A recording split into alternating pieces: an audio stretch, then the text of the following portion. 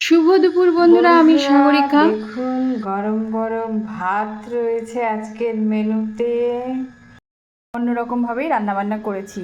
আছে সর্ষে শাক দুপুরের মেনুতে, আছে পাঁচমিশালি একটা সবজি, আলু, পটল, শিম।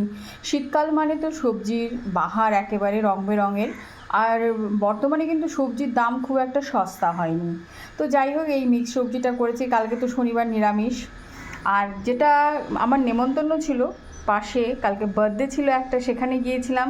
তো আমি খাইনি, তো এটা বেঁচে গেছে। আমাদের কিন্তু সবজি প্রচুর পরিমাণে খাওয়া হয়, আর টাটকা মাছটা খেতেই সবাই প্রেফার করে। তো ওই নদীর টাটকা বাটা মাছ দিয়ে যেটা করেছিলাম, না ঝোল না চচ্চড়ি, তো সেটা রয়ে গেছে, সেটা গরম করে দিয়েছি। আর আজকে দেখুন রান্না করেছি আবারও আলু কাঁচকলা দিয়ে শিঙি মাছের ঝোল।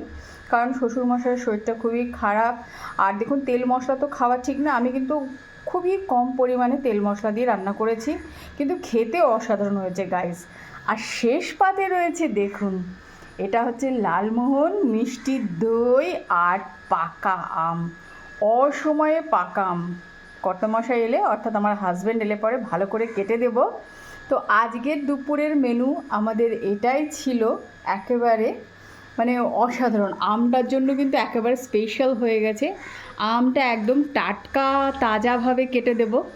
তো রেসিপিগুলো কেমন হয়েছে অতি অবশ্যই কমেন্টের মাধ্যমে জানাবেন। ভিডিওটা ভালো লাগলে অবশ্যই লাইক, শেয়ার, সাবস্ক্রাইব করে চ্যানেলের সাথে থাকবেন, পাশে থাকবেন।